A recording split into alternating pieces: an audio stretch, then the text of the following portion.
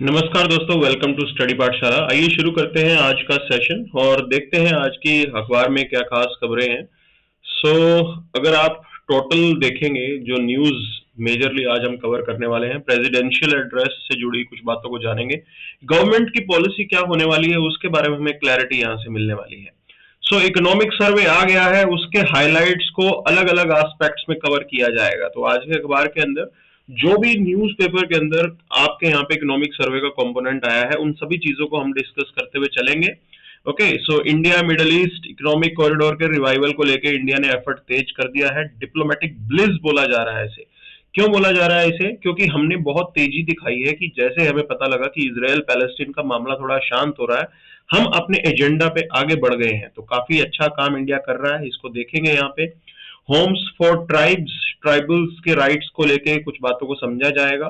फिर बात जानेंगे एमएसएमई की। तो इकोनॉमिक सर्वे के कुछ फाइंडिंग्स हैं हमारे यहाँ पे एमएसएमई को लेके, उनको समझा जाएगा यहाँ पे। और इसके अलावा एक एडिटोरियल है जो ट्रम्प अमेरिका की बात करता है, तो उसको भी डिस्कस करेंगे कि डोनाल्ड ट्रंप क्या कुछ अलग करने वाले हैं। फिर इंडिया म्यांमार रिलेशन के इक्वेशंस को समझा जाएगा, म्यांमार में क्या चल रहा है और चाइना का कैसे वहां पे रोल हो सकता है और हमें क्या करना चाहिए, उन सब एस्पेक्ट्स को यहाँ पे हम कवर करते हुए चलेंगे। चलिए शुरू करते हैं इस अखबार को। तो यहाँ पे अगर आप फ्रंट पेज उठा के देखें तो फ्रंट पेज के अंदर जो मेजर जो खबर यहाँ पे है, प्रेसिडेंट एड्रेस हुआ है और उन्होंने एक तरीके से रोड मैप हमें बताया है कि गवर्नमेंट की क्या क्या पॉलिसी किस तरीके से है। तो इसको देखेंगे तो आपको यहाँ पे समझ में आएगा कि भाई मिडिल क्लास का जो ड्रीम है उसे अब हमें रियलाइज करना होगा। क्यों मिडिल क्लास को क्यों पॉइंट यहाँ पे किया जा रहा है? देखिए, इंडिया की जो इकोनॉमी बोली जाती है, इंडियन इकोनॉमी की एक खासियत होती है कि हमारे यहाँ पे कंजम्पशन लेड इकोनॉमी है। तो हम लोग ज्यादा एक्सपोर्ट नहीं करते हैं, चाइना की तरह नहीं है हमारा सिस्टम। हम लोग खुद ही डोमेस्टिकली डिमांड क्रिएट करते हैं और उससे हमारा काम चल जाता है। इसके फायदे नुकसान दोनों होते हैं। तो नुकसान तो सिर्फ इतना है कि आपकी लिमिटेशन है कि आप सिर्फ वही प्रोडक्ट बनाओगे जो इंडिया में बिकेगा, इंडिया से बाहर की चीज आपके यहाँ नहीं आएगी। तो ये कुछ एक चीजें हैं जो बस यहाँ पे होती हैं। बट आज की डेट में इंडिया के अंदर एक रोबस्ट मिडिल क्लास वो डेवलप हो रहा है और पूरी दुनिया की नजर है इनके ऊपर। And they spend a lot, दिल खोल के ये लोग स्पेंड करते हैं, जिससे डिमांड क्रिएट होती है इकोनॉमी के अंदर। तो इस तरीके से इंडियन इकोनॉमी चलती है।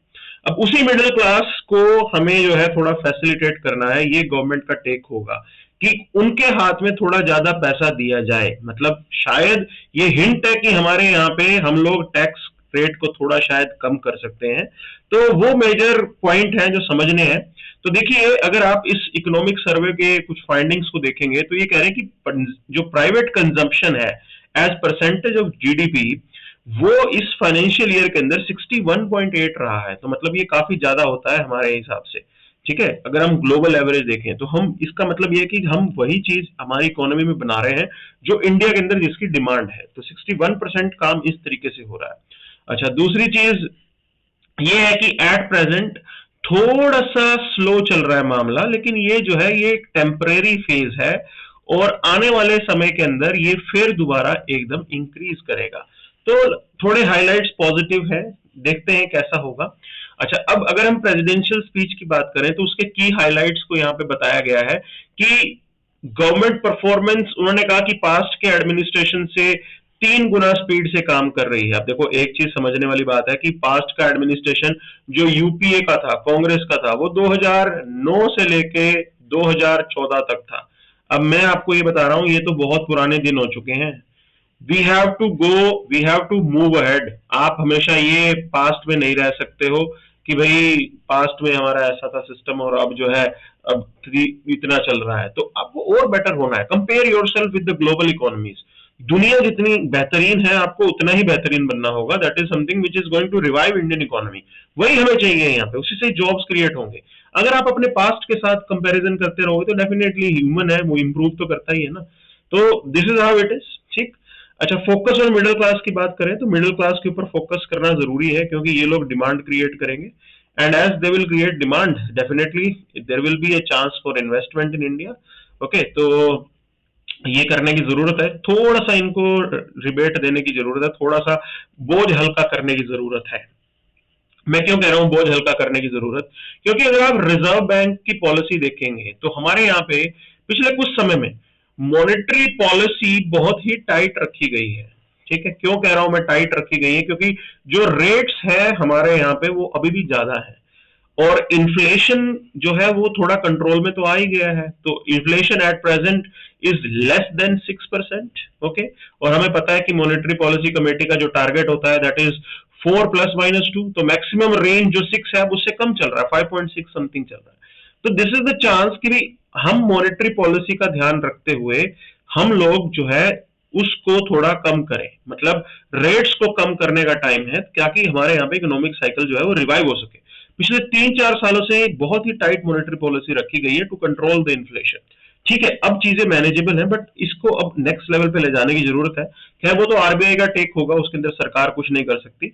गवर्नमेंट के हाथ में होता है फिस्कल पॉइंट। फिस्कल का मतलब वो अपने यहाँ पे एक्सपेंडिचर को देख सकती है, सरकार पैसा खर्च कर सकती है, या वो एक तरीके से टैक्सेशन मामलों को देख सकती है, या तो जनता को टैक्स का थोड़ा छूट वगैरह मिल जाए तो थोड़ा बेनिफिट हो जाएगा। ठीक है, तो ये सारे एस्पेक्ट हैं। बाकी गवर्नमेंट ने 8th पे कमीशन अनाउंस कर दिया है। अब देखिए सरकारी नौकरियों के अंदर जो है आपके पास अच्छा मौका है कि आप ज्यादा पैसे कमा पाएंगे, तो 8th पे कमीशन जो है वो इन्होंने कर दिया है। तो 8th पे कमीशन आने का मतलब है कि गवर्नमेंट जो आपके ऑफिसर्स हैं उनकी सैलरी इंक्रीज होने वाली है। तो जब उनकी सैलरी इंक्रीज होगी तो ये भी एक तरीका होता है कि आप बड़े चंक को ध्यान में रखते हुए मार्केट में पैसा पंप करेंगे, क्योंकि जब सैलरी इंक्रीज होगी ये लोग आगे जाके चीजें खरीदेंगे, उससे डिमांड बनेगी। तो this is the you can से ब्रॉडर पिक्चर, ऐसे चलता है खेल। तो बाकी हाईलाइट में इन्होंने कहा कि जन औषधि केंद्र जो है वो मेडिसिन 80% ऑफ पे दे रहे हैं। ओके, और लोगों के 30,000 करोड़ जो है ये बचाए हैं इन्होंने। ये समझिए आप, गवर्नमेंट ऐसे छोटे छोटे स्टेप करके अगर हमारे 30,000 करोड़ बचा रही है मिडिल क्लास के, क्योंकि मिडिल क्लास अगर इन सर्विसेज का फायदा उठाता है तो बीमारी का थोड़ा बोझ हल्का हो जाएगा, और that money can be spend to create demand, और जो एडिशनल बचा है पैसा उससे डिमांड क्रिएट हो जाएगी। तो ये पॉजिटिव है एस्पेक्ट यहाँ पे। आगे देखिए, multifold increase in educational seats benefiting the middle class. बिल्कुल, उनके बच्चों के लिए एजुकेशनल सीट्स जो है वो बढ़ाई गई हैं। 12 करोड़ टॉयलेट अंडर स्वच्छ भारत अभियान। ओके, तो सिग्निफिकेंट वेलफेयर प्रोग्राम की बात कर रहे हैं, तो 12 करोड़ टॉयलेट्स क्रिएट किए गए हैं स्वच्छ भारत अभियान के under. 10 crore free LPG connections under प्रधानमंत्री उज्ज्वला योजना। Free ration distribution for 80 crore neat citizen, और सौभाग्य योजना फॉर इलेक्ट्रिसिटी एक्सेस, एंड जल जीवन मिशन फॉर वाटर सप्लाई। तो देखो एक बात को तो हमें गवर्नमेंट को सराहना पड़ेगा, इन सब स्कीम्स के थ्रू, इन सब एफर्ट्स के थ्रू वो एक आम आदमी की बेसिक नेसेसिटीज तो असेस कर रही हैं, जो बेसिक चीजें हैं जो हमें चाहिए आज की डेट में, और सरकार एक तरीके से उसे पूरा करती हुई नजर भी आ रही है। तो ये एक अच्छी चीज है जो इन्होंने यहाँ पे हाईलाइट की है। ठीक है, अब आगे बढ़ते हैं, इकोनॉमिक सर्वे से जुड़ी बात समझेंगे। तो उन्होंने कहा इकोनॉमी के जो फंडामेंटल्स हैं वो बहुत अच्छे चल रहे हैं, और थोड़ी से डाउन स्ट्राइड है बट ठीक है, चल जाएगा काम। तो एक्सपेक्टेड ग्रोथ रेट आने वाले साल के लिए रहने वाला है, ठीक है, 6.3 to 6.8। ओके, और दिस ईयर 6.4%, तो अगला साल भी इतना ही रहेगा। लेकिन बात यह है कि हमें यहाँ पे अगर इंडिया को विकसित भारत बनाना है ना 2047 तक, ये अगर हमारा टारगेट है, ठीक है, तो विकसित भारत बनाने के लिए कम से कम जो है आपका ग्रोथ रेट 8% से ज्यादा चलना चाहिए, तब जाके हम लोग विकसित हो पाएंगे। तो अब आने वाले टाइम पे ये 8% कैसे होगा, इसके लिए हमें और रिफॉर्म्स करने की जरूरत है। तो ईज ऑफ डूइंग बिजनेस सरकार का एक बार फिर फोकस होगा, जिसके अंदर काफी और चीजें हैं जो भी रह गई हैं, land availability, there are lot of things, और उनके ऊपर अभी काम करने की जरूरत है। तो urban demand remains uncertain, mix trend चल रहा है अर्बन डिमांड का यहाँ पे। रूरल डिमांड जो है वो आज की डेट में रोबस्ट चल रही है, रूरल डिमांड अच्छी है और बढ़िया है सिस्टम उसके अंदर। अर्बन डिमांड अभी भी थोड़ी डाउन है। तो डोमेस्टिक पॉलिटिकल टाइम टेबल चल रहा है, ग्लोबल अनसर्टेनिटीज है यहाँ पे। ओके, और domestic political time table in the sense that अभी इलेक्शन ईयर था जस्ट, तो अभी सरकार थोड़ी स्टेबलाइज हो जाएगी और अच्छे से काम करेगी यहाँ पे। ठीक है, तो ये सारी चीजें हैं। मेजर फोकस हमारा कैपिटल फॉर्मेशन पे होना ही चाहिए भाई, बिल्कुल, हमारी इकोनॉमी तभी चल पाएगी। कुछ नया हमें क्रिएट करना पड़ेगा। देखो चाइना के अंदर उन्होंने आर्टिफिशियल इंटेलिजेंस पे काम किया है, यूएस की बात करें तो वो भी आर्टिफिशियल इंटेलिजेंस पे काम कर रहा है, चाइना भी, उनके पास भी अपना खुद का एआई सिस्टम है।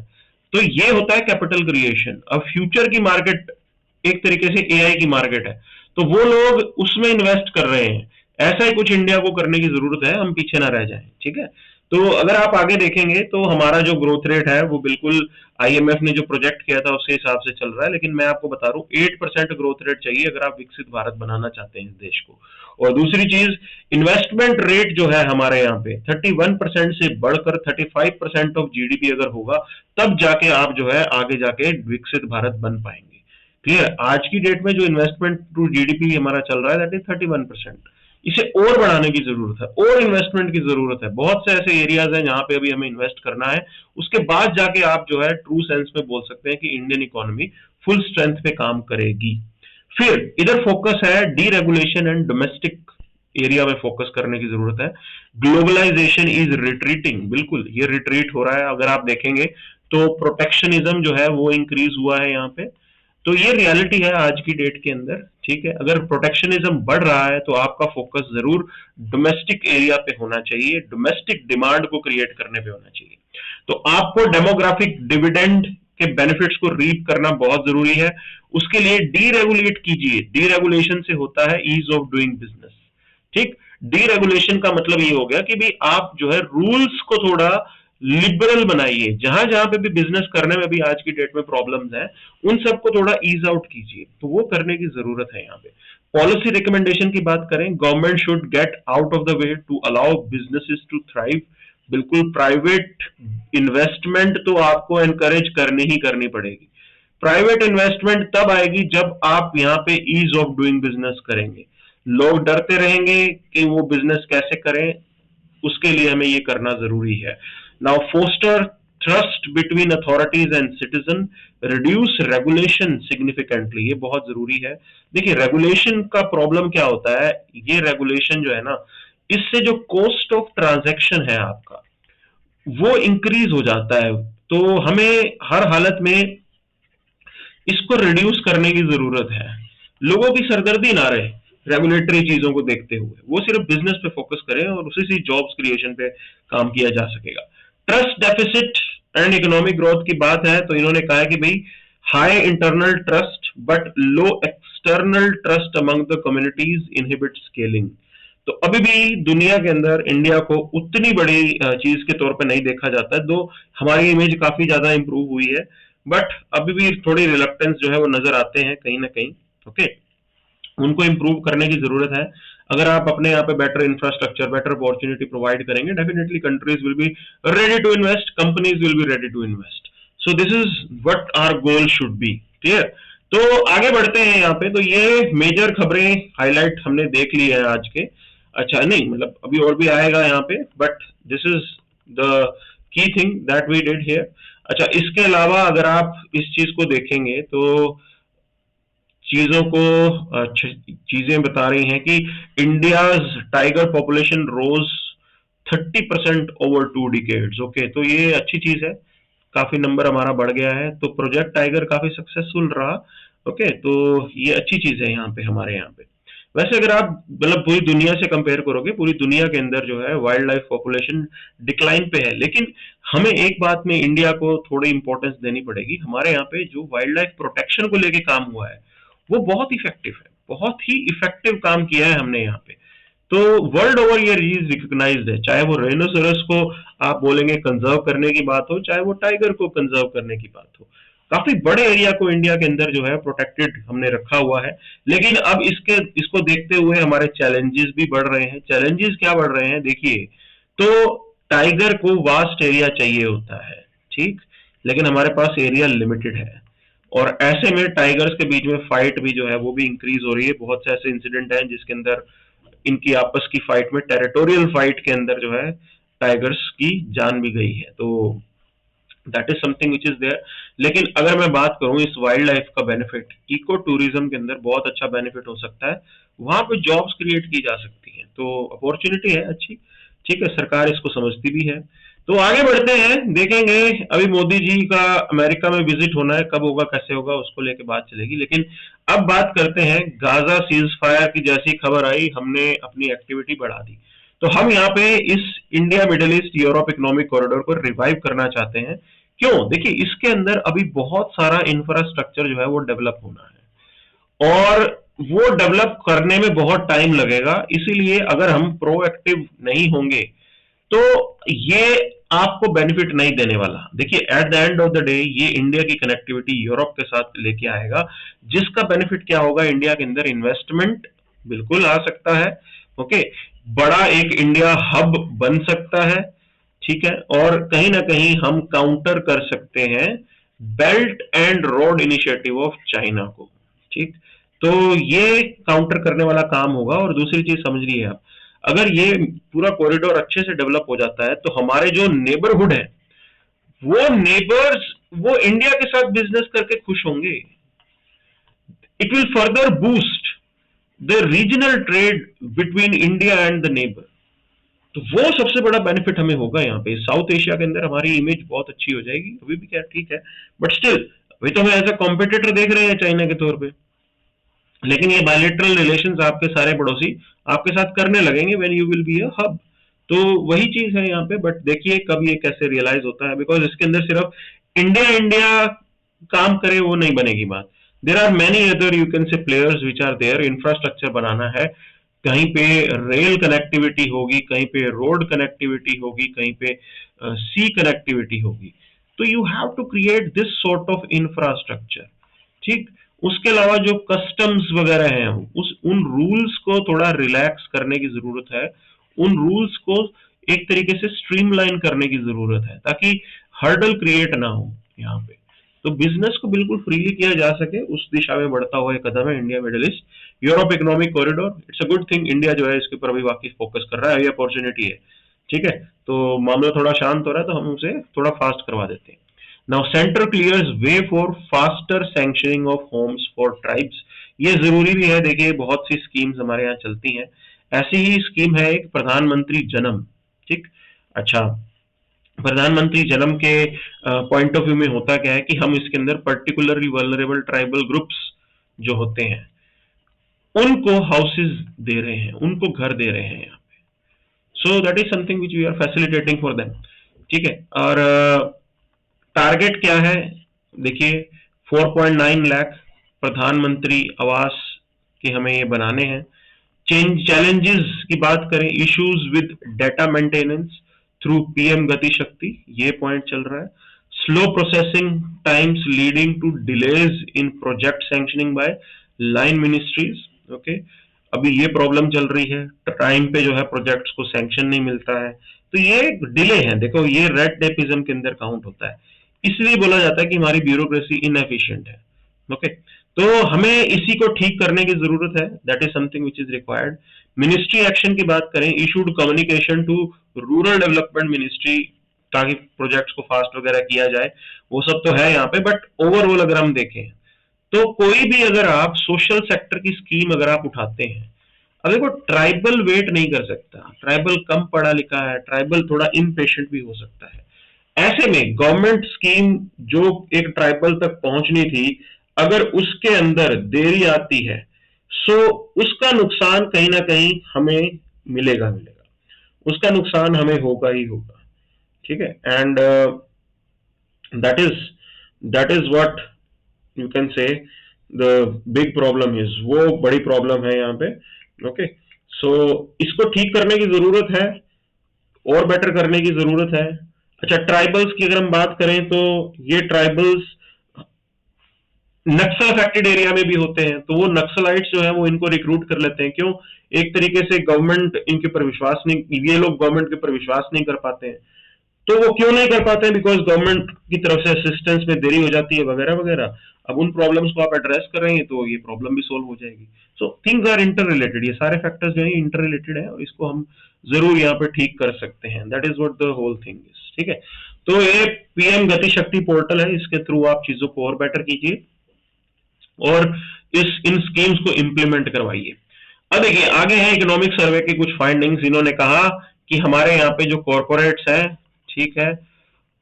कॉर्पोरेट्स के प्रॉफिट शेयर में तो काफी इंक्रीज हुआ है, लेकिन वो आगे वो अपने एम्प्लॉइज तक पास ऑन नहीं कर रहे, और इंडिया के अंदर जो वेजेस हैं वो बिल्कुल स्टैग्नेंट चल रही हैं। एज इंडिया के अंदर प्राइवेट सेक्टर में वेजेस स्टैग्नेंट चल रही हैं, इस वजह से हमारी इकोनॉमी स्लो ही चल रही है।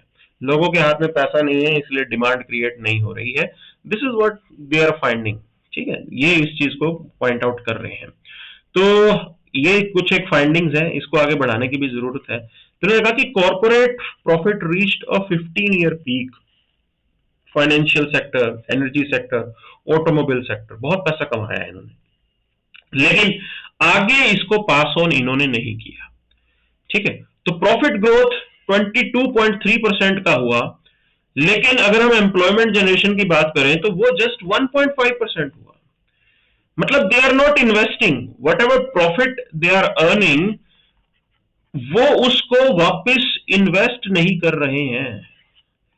That is the problem which is being highlighted here. Okay, तो अगर अब इन्होंने बात की है, देखिए ये कह रहे हैं कि प्रॉफिट टू जीडीपी रेशियो, अगर आप निफ्टी 500 कंपनीज का देखेंगे तो वो 2.1% था फाइनेंशियल ईयर 02 में, और वो बढ़ के 4.8% हो गया 2024 के अंदर। तो ऐसा तो नहीं है कि नुकसान चल रहा है सब कुछ, प्रॉफिट तो इन्होंने अच्छा कमाया है, लेकिन वो आगे री इन्वेस्ट नहीं कर रहे हैं।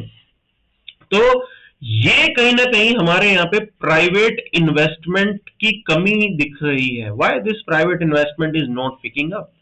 इसके मल्टीपल रीजन हो सकते हैं। एक, ये ओवरऑल अगर हम एनवायरमेंट को देखें, ओके, इन्वेस्टमेंट एनवायरमेंट को देखें या गवर्नमेंट पॉलिसी को देखें, तो बहुत से फैक्टर्स हैं, ग्लोबल सिनेरियोज क्या चल रहे हैं, ये सब फैक्टर्स मिक्स होके आते हैं जिससे जो है ये गड़बड़ हो रही है, जिसमें प्राइवेट इन्वेस्टमेंट पिक नहीं कर रहा।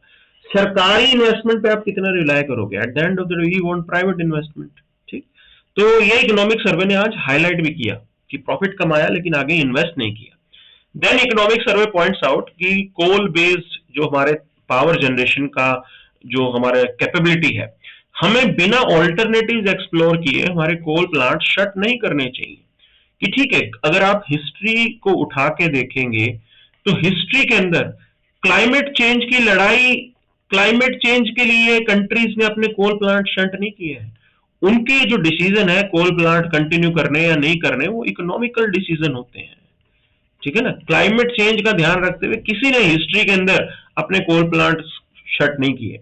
तो इसीलिए उन्होंने कहा कि भाई shutting down coal plant just considering कि हमें ऑल्टरनेटिव मिल रहा है कि नहीं मिल रहा, तो ये चीज गलत हो जाएगी, इससे हमारी इकोनॉमी हिट हो सकती है। तो आपको बेस्ट रिसोर्सेज लेके आने हैं, एडवांस टेक्नोलॉजी लेके आनी है, एफिशिएंट सिस्टम लेके आना है। तो first you have to explore, ठीक। एक्सप्लोर के अंदर आपको उसकी इकोनॉमिक वायबिलिटी भी देखनी होगी। ऐसा ना हो कि वो बहुत ज्यादा कॉस्टली हो जाए और इससे इंडिया के कॉम्पिटिटिवनेस पे फर्क पड़े। क्यों? देखिए, अभी आज की डेट में जो थर्मल पावर आपकी जनरेट होती है, वो पावर की जो प्राइसेस हैं वो सबसे कम है, मिनिमम होते हैं एक तरीके से, सोलर वगैरह से अगर हम देखें, और इसीलिए थर्मल के ऊपर फोकस होता है। तो अगर आप उतना सस्ता नहीं कर सकते हो, और इंडिया के अंदर इलेक्ट्रिसिटी कॉस्ट जो है अगर वो इंक्रीज हो जाती है तो उसका इंपैक्ट ये पूरे बिजनेस के ट्रांजैक्शन पे आने वाला है। ये मत सोचिएगा इसका इंपैक्ट बिजनेस पे नहीं आएगा, बिल्कुल उस पे आएगा। So these are few things that are being looked into. अगर आप ग्लोबल देखेंगे, अमेरिका देखो, दबा के उन्होंने अब तो पेरिस डील से बाहर भी चले गए हैं वो, और वो खुद अपने यहाँ पे गैसेस को एक्सप्लोर कर रहे हैं, फॉसिल पे वो भी डिपेंडेंट है। तो वो लोग अगर फॉसिल फ्यूल पे फोकस करते रहेंगे और वो ये चाहते रहेंगे कि इंडिया जैसा कंट्री अपने डेवलपमेंट के लिए हमारे यहाँ पे जो फॉसिल अवेलेबल है उसको यूज ना करे, तो that is a wrong thing. तो हमें ये थोड़ा सा समझ के चलना है, हमें हमारे फ्यूचर जनरेशन के साथ कोई भी ऐसी गड़बड़ नहीं करनी है, ठीक है। तो नेट जीरो एमिशन के परस्यू करते हुए उन्होंने कहा कि हमें इनोवेशन की जरूरत है और रिन्यूएबल एनर्जी सॉल्यूशंस के अंदर हमें इन्वेस्टमेंट की जरूरत है, ठीक है। और बैटरी स्टोरेज की बात करो, ग्रिड इंफ्रास्ट्रक्चर की बात करो, critical mineral for renewable technology की बात करो, तो ये चीजें हैं जिसके ऊपर हमें काम करने की जरूरत है आज की डेट में। आपको ये ऑल्टरनेटिव है ना ये सब।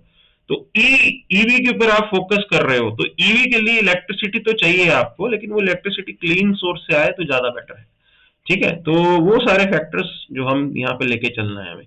आपको विंड और सोलर के ऊपर जाना होगा, बट उसकी कॉस्ट है वो हमें डील करनी पड़ेगी। ठीक है, आपको एनर्जी ट्रांजिशन जो है उसे बेटर करना पड़ेगा, एफिशिएंट बनाना पड़ेगा। ठीक, जो कंजेशन कॉस्ट है, मतलब हाइब्रिड एनर्जी सिस्टम की, उसको भी हमें देखना पड़ेगा। तो ये सारे कुछ एक चैलेंजेस हैं जिसे हमें देखना है, उसके बाद ही आप ये सब कर सकते हैं। आगे बढ़ते हैं तो इकोनॉमिक सर्वे ने कुछ चीजों को हाईलाइट किया। उन्होंने कहा कि hostile work culture, long hours in office affecting the mental health of people. Okay, तो ये मेंटल हेल्थ पे जरूर हमारा इम्पैक्ट हो रहा है, और हमारा लाइफस्टाइल भी जो है इससे इम्पैक्ट हो रहा है। सो ये चीज इकोनॉमिक सर्वे हाईलाइट कर रहा है, and in the long run ये हमारी हेल्थ के लिए ठीक नहीं है। ओके, तो it is not good for health in the long run, ये आपके इकोनॉमिक सर्वे ने पॉइंट आउट किया है।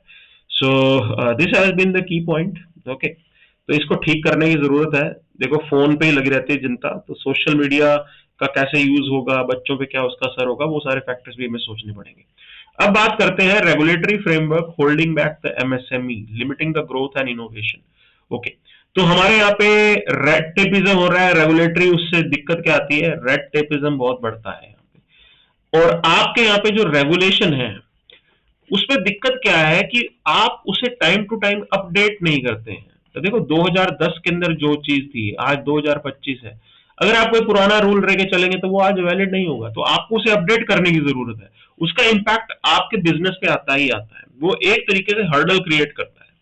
तो हमें जॉब क्रिएशन करना है, हमें और इन्वेस्टमेंट लेके आने हैं, और एमएसएमई सेक्टर बहुत इंपॉर्टेंट है हमारे लिए, चाहे आप जॉब क्रिएशन की बात करो। So it employs 23.24 crore people, second only to agriculture in job creation. तो आपको इकोनॉमिक ग्रोथ की बात करें, चाहे एम्प्लॉयमेंट जनरेशन की बात करें, इनोवेशन की बात करें, एमएसएमई बहुत जरूरी है हमारे लिए। लेकिन इसके अंदर अगर आप रेगुलेटरी कंप्लायंस का बर्डन ही इनके ऊपर डालते रहेंगे, जबरदस्ती का फॉर्मलाइजेशन, ये सब करते रहेंगे, तो उससे मतलब जबरदस्ती का पेपर वर्क, ये सब करते रहेंगे, तो उसका इम्पैक्ट हमारे यहाँ पे पड़ेगा ही पड़ेगा। तो इसका नुकसान क्या होता है कि जो कॉस्ट ऑफ बिजनेस है या कॉस्ट ऑफ ट्रांजैक्शन वाला पॉइंट मैंने आपको बताया था, वो इंक्रीज हो जाता है जबरदस्ती का, और वो आपको आगे बिजनेस में अपने जो आपके कस्टमर होते हैं उनको पास ऑन करना पड़ता है। तो ये चीज जरूर है, हमें जरूर इस चीज को देखना है। ठीक है, many firms they stay small to avoid regulatory scrutiny, limiting their access to institutional capital, skilled talent, technology infusion. Okay, ये सारी चीजें हैं जिसको हमें ध्यान देना होगा। अच्छा, कॉन्सिक्वेंसेज ऑफ स्टेइंग स्मॉल की बात करें तो लोअर लेबर प्रोडक्टिविटी, ये कॉन्सिक्वेंस है। Employment generation and labour welfare negatively affected despite regulations indeed to support these areas. Now over last 10 years government has to work on improving the MSME access to financing, enhance technological capability, provide market linkages। okay, तो इसके ऊपर काम करने की जरूरत है। आपको वो सारे एरियाज एक्सप्लोर कर रहे हैं जहां पे अभी भी डिमांड क्रिएट हो रही है, ग्लोबल की बात कर रहा हूं मैं। तो एमएसएमई सेक्टर को उन ग्लोबल मार्केट्स के साथ लिंक कीजिए आप। अभी बहुत कुछ एक्सप्लोर करना बाकी है, साउथ अमेरिका पूरा बाकी है, हमें पता ही नहीं है साउथ अमेरिका में लोग क्या कंज्यूम करते हैं, ताकि वो चीज हम इंडिया में बनाएं और उसे एक्सपोर्ट करें। तो ये फोकस अगर हमारा होगा तो जरूर हमें इसका बेनिफिट होगा यहाँ पे। क्लियर? तो हमने उद्यम असिस्ट प्लेटफॉर्म गवर्नमेंट ने बनाया है, जिसके अंदर हमारा फोकस है फॉर्मलाइज करना इन माइक्रो एंटरप्राइजेस को। और इस उद्यम असिस्ट प्लेटफॉर्म के अंदर 2.39 जो आपके 2.39 करोड़ माइक्रो ऐसे एंटरप्राइजेस हैं, उनको फॉर्मलाइज किया गया है। जो अक्सर ये शिकायत रहती थी कि इंडिया के अंदर चीजें इनफॉर्मल इकोनॉमी में ज्यादा है, तो हम फॉर्मलाइजेशन की तरफ जा रहे हैं। फॉर्मलाइजेशन का बेनिफिट बहुत होता है। उसका बेनिफिट ये होगा कि इन एमएसएमईज को इजी से मतलब फाइनेंस एक्सेस मिलना शुरू हो जाएगा, ये बेनिफिट है यहाँ पे। नहीं तो अगर ये इनफॉर्मल रहेंगे तो उनके पास उनको कोई लोन नहीं देगा, तो वो बेनिफिट जरूर है यहाँ पे। दूसरा, लेबर लॉज वगैरह थोड़े अच्छे से इंप्लीमेंट होते हैं।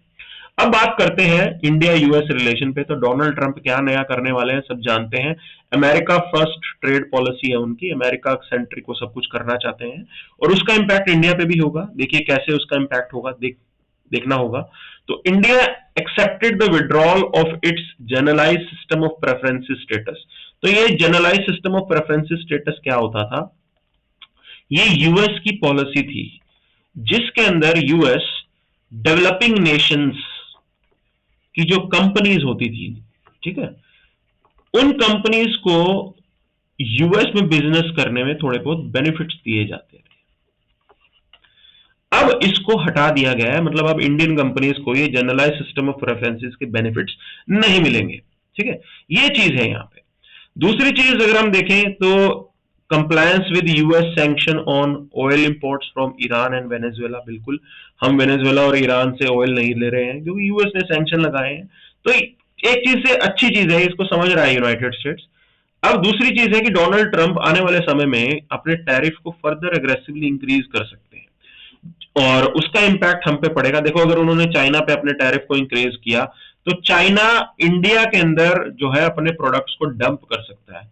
तो ये एक चीज है जिसके लिए हमें तैयार रहना है because of the Trump action. दूसरी चीज, अनसर्टेनिटी देखो ट्रंप की कितनी है। ट्रंप ने इतना शोर मचाया चाइना पे 60% टैरिफ लगाएंगे, ये करेंगे वो करेंगे, बाद में जाके कहा कि 10% का थ्रेट दिया, अभी लगाया नहीं है कुछ भी। दूसरी चीज, वो जी जिनपिंग को अपने स्वेरिंग इन सेरेमनी पे बुला रहे हैं। तो मतलब वो क्या करना चाहते हैं, वो चाइना के साथ लड़ना चाहते हैं, चाइना के साथ अच्छी इक्वेशन बनाना चाहते हैं। अभी इस चीज को लेके कोई क्लैरिटी नहीं है, तो we have to wait and watch how things are going to be. Okay, तो इसके अलावा अगर हम बात करें तो यूएस कैसे डी ग्लोबलाइज हो रहा है, तो यूएस इंटरनेशनल सिस्टम से अपने आप को बाहर लेके जा रहा है, ठीक है, तो उसको भी आप बोलोगे कि डी ग्लोबलाइजेशन है। तो वर्ल्ड हेल्थ ऑर्गेनाइजेशन से अपने आप को बाहर लेके गया। अच्छा, ये ओईसीडी ने ग्लोबल टैक्स डील की थी, उससे यूएस आउट हो गया, पेरिस एग्रीमेंट से आउट हो गया, और बहुत से ऐसी चीजें हैं जो यूनाइटेड स्टेट्स करेगा। मे बी और ऐसी ऑर्गेनाइजेशन हैं जहां से यूएस एग्जिट कर जाए। दूसरी चीज, डोनाल्ड ट्रंप का फोकस आर्टिफिशियल इंटेलिजेंस पे अब दिखता हुआ नजर आ रहा है। फ्यूचर टेक्नोलॉजी में वो इन्वेस्ट कर रहे हैं और इसका सीधा पॉइंट है कि $500 बिलियन वो टारगेट एआई प्रोजेक्ट के अंदर इन्वेस्ट करने वाले हैं। वो अमेरिका का एआई इंफ्रास्ट्रक्चर वर्ल्ड क्लास बनाना चाहते हैं। This is something he wants. अब देखो, इसके अंदर समझने वाली बात, एक तरफ डोनाल्ड ट्रंप यूएस को एक बहुत बड़ी एआई पावर बनाना चाहते हैं। अब इसके अंदर आईटी सेक्टर की जरूरत पड़ेगी। इसके अंदर जो इंडियन आप बोल सकते हो कंप्यूटर इंजीनियर्स जो हैं उनकी जरूरत पड़ेगी, ठीक है, और Indian computer engineers H1B visa को लेके इस पे जाते थे, इस वीजा पे ये काम करते थे अमेरिका के अंदर, इंडियन प्रोफेशनल्स वगैरह। तो यूएस अब डायलेमा में पड़ेगा कि एक तरफ यूनाइटेड स्टेट्स मतलब ट्रंप सरकार इसको कर्ब कर रही है, वीजा नहीं दे रही, दूसरी तरफ वो अपने आप को एक एआई पावर बनाना चाहते हैं। तो कैसे होगा ये हमें वेट एंड वॉच करना है, ठीक है। तो जब वो एआई में जो है इन्वेस्ट करेंगे तो यूएस की जो टेक्नोलॉजिकल कैपेबिलिटी है वो काफी बूस्ट हो जाएगी, बिल्कुल उसका फायदा उनको दिखेगा। ओके, और ये हमें दिखा भी है एंड चाइना ने भी करके दिखाया है अभी ये। सो this is the future that they want. अब देखना होगा किस तरीके से डोनाल्ड ट्रंप चलते हैं आगे, और इंडिया को ट्रांजैक्शनल इक्वेशन मेंटेन करके चलना है। तो जहां जहां पे हमें बेनिफिट मिले हम इक्वेशन बनाएंगे, जहां नहीं मिलेगी वहां नहीं बनाएंगे। So that is something we can explore. Clear. अब चलते हैं आगे, इंडिया म्यांमार रिलेशन की बात करें तो म्यांमार को कहा जाता है सिक man of south east Asia.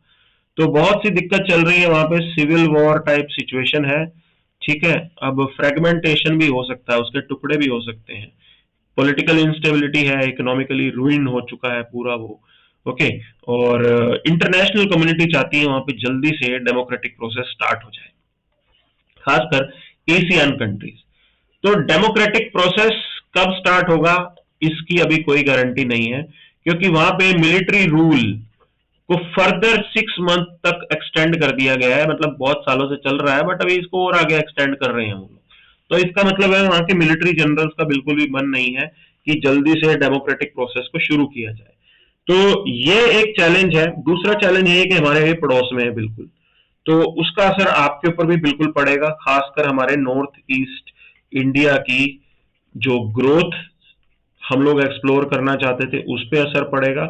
Plus you can से वहां पे इंसर्जेंसी भी बहुत ज्यादा है, और म्यांमार के अंदर अगर इंस्टेबिलिटी है तो उसका असर जरूर उन नॉर्थ ईस्टर्न स्टेट्स के अंदर इंसर्जेंसी पे आएगा।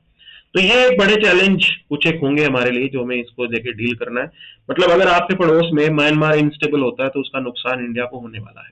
that is something that you can say we have to be preparing for this. Clear? तो ये सब चल रहा है वहां पे, काफी अटैक्स चल रहे हैं, अनलॉफुल किलिंग चल रही है, ह्यूमन राइट्स वायलेशन चल रहा है, but when it is going to end no one knows about it, किसी को भी नहीं पता क्या चल रहा है उसे। ठीक है, तो ये एक बड़ा क्राइसिस है, और मेजर क्राइसिस की शुरुआत हुई थी मिलिट्री कू से। 2020 के अंदर मिलिट्री कू हुआ था यहाँ पे। तो उम्मीद यही है कि भी एशियन कंट्रीज मिलके कुछ म्यांमार में करवाएं, बट एट प्रेजेंट हमें वो चीज होती हुई नहीं दिख रही है। ये एक हर्डल है, और हमारे जस्ट बिल्कुल पड़ोस में होगा ये। तो इससे नुकसान क्या हो रहा है, देखो नारकोटिक्स से रिलेटेड जो क्राइम्स हैं वो भी इंक्रीज होंगे आपके नॉर्थ ईस्ट के अंदर, और भी बहुत गड़बड़ होगी यहाँ पे। तो काउंटरफिट करेंसी हो, टेररिज्म वगैरह हो, वो सब कुछ इंक्रीज होगा, और वो बड़े चैलेंजेस हैं जो हमें यहाँ पे डील करने होंगे। क्लियर? और दूसरी चीज चाइना फैक्टर है। China has no problem in dealing with anyone. China military के साथ भी काम करके रेडी है, चाइना किसी भी सरकार के साथ काम करके रेडी है, बट इंडिया के ऊपर ये प्रेशर रहता है कि हम एक मोरल स्टैंड लें। वेस्टर्न कंट्रीज भी हम पे ये प्रेशर डालते हैं कि इंडिया एक मोरल स्टैंड ले कि यहाँ पे डेमोक्रेसी जल्दी से जल्दी आ जाए, क्योंकि हम भी तो नेबर है ना, हमारा भी तो पॉइंट होगा यहाँ पे। ये सारे फैक्टर्स हैं जो इस पूरी डिबेट के अंदर चलते हैं। कब होगा, कैसे होगा, no one knows about it, but this is something which is being debated here. Clear? ये था आपका आज का session covering upon the important things that were there in today's newspaper. So stay tuned, stay connected. Thank you very much.